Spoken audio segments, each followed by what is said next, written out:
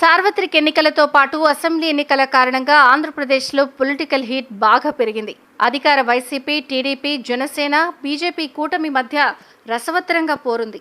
నియోజకవర్గాల వారీగా ఫైట్ ఆసక్తి రేపుతోంది. ఈ నేపథ్యంలో వైసీపీకి చెక్ పెట్టేందుకు టీడీపీ అధినేత చంద్రబాబు వ్యూహాలు సిద్ధం చేశారు. గత ఎన్నికల్లో టీడీపీ నుంచి గెలిచి ఆ తర్వాత వైసీపీలోకి వెళ్లిన నాయకులను బాబు టార్గెట్ చేశారు. ఇందులో ముఖ్యంగా వల్లభనేని వంశీ ఓటమి కోసం ప్రణాళిక రెడీ అయింది. గన్నవరం నియోజకవర్గం టీడీపీకి కంచుకోట లాంటిది. ఈ నియోజకవర్గంలో అత్యధిక సార్లు టీడీపీ నాయకులే గెలిచారు. 2009 నుండి ఇక్కడ టీడీపీకి ఎదురే లేదు.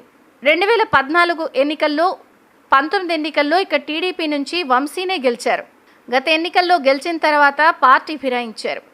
జగన్కు అనుకూలంగా వ్యవహరించి చివరకు వైసీపీలోకి వెళ్లిపోయారు. ఇప్పుడు వైసీపీ నుంచి గన్నవరంలో పోటీకి దిగారు. ఇక్కడ టీడీపీ బలంగా ఉండడంతో వంశీకి చెక్ పెట్టేందుకు బాబు కసరత్తులు చేస్తున్నారు.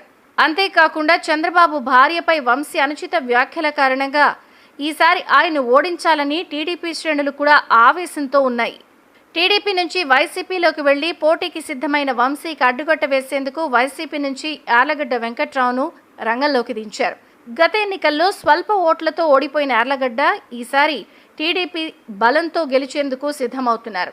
గన్నవరంలో వంశీ వ్యక్తిగత ఇమేజ్ కంటే కూడా టీడీపీ ఇమేజ్ ఎక్కువ అని చాటేందుకు ఇక్కడ ఖచ్చితంగా జెండా ఎగరేయాలని పట్టుదలతో కనిపిస్తున్నారు. అందుకే ఎప్పటికప్పుడు నియోజకవర్గంలోని పరిస్థితులను సమీక్షిస్తూ స్థానిక నాయకులతో టచ్లో ఉంటున్నారు.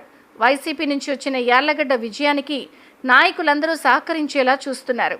వివాదాస్పద వంశీ వ్యవహార శైలిని ప్రజలు ముందు పెట్టి లబ్ధి పొందేలా వ్యూహాలు రెడీ అయ్యాయి. ఇక్కడ పోటీ హోరాహోరీగా ఉన్నట్లయితే కనిపిస్తోంది.